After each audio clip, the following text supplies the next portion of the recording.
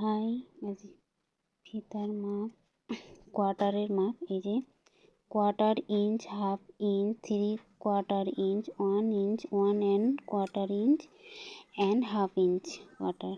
এই যে 1-এর 3, 1-এর 4 এই যে সংখ্যাগুলো রয়েছে এগুলোই। আর কিভাবে আমরা নেব ফিতায়, এর সংখ্যা কত, 25-এর মাপ কত, 25, 50, 75, 1 ইঞ্চি, এগুলো আমরা কীভাবে নেব ফিতাই আমি বুঝতে পারবো না, বোঝাতে পারছি না, দেখা যাচ্ছে না ভালো। তো এখানটায় আমি লিখে দেখাচ্ছি।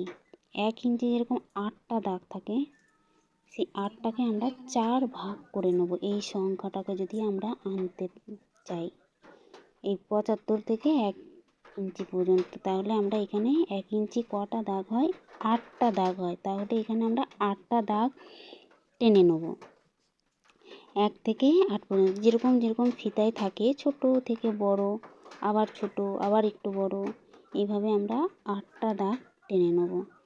এই দেখা যাচ্ছে এই যে ফিতা করবো এখানে 1/25, 1/50, 1.5 ইঞ্চি, এই যে 5-এর 4, 3-এর 2, এগুলো আমরা কিভাবে আনবো? তাহলে আমরা 1 ইঞ্চিটাকেই 4 ভাগ করে নেব। যেরকম এই প্রথম ছোট একটা দাগ আছে, 25-এর আগে যে সংখ্যাগুলো, সেই যে সংখ্যাটা হয় সেই 0, 25-এর পর থেকে আমরা সংখ্যা ধরবো।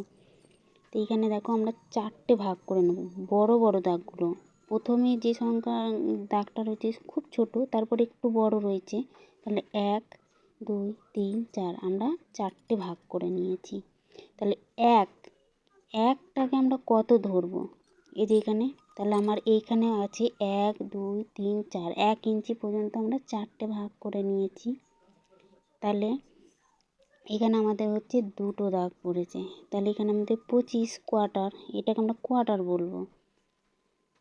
এখানটায় হাফ ইঞ্চি, তারপরে এখানে আসবে 4টে দাগ হয়েছে হাফ ইঞ্চি, এখানে 6টা দাগ পড়েছে, এখানে আমরা কোয়ার্টার বলবো, 3/4। যে 3-এর 4 হয়েছে, এখানে 3/4, এখানে 1 ইঞ্চি, তাহলে এখানে 8টা দাগ হবে, 8টা দাগ হবে।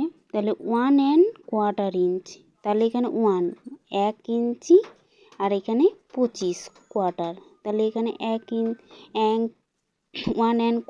ইঞ্চ, তাহলে 1-এর 25, তাহলে আবার এখানে চলে আসছে 3-এর 2, তাহলে 1/50, তাহলে এখানে আমরা চলে আসছি 1 ইঞ্চিতে 8টা দাগ, আর এখানে 50-এ কটা দাগ হয়েছে, 4টে দাগ, তাহলে 4টে, তাহলে আমরা 8 আর দিকে 4, 12টা দাগ হয়েছে। তাহলে আমরা এই জিনিসগুলো বুঝতে পারলাম, কিন্তু আমরা সুদ হিসেবে এগুলোকে ব্যবহার করি বেশি। আমরা যখন খাতায় বা ড্রয়িং করি কোনো কাপড়ে, তখন আমরা এগুলো সুদ হিসেবে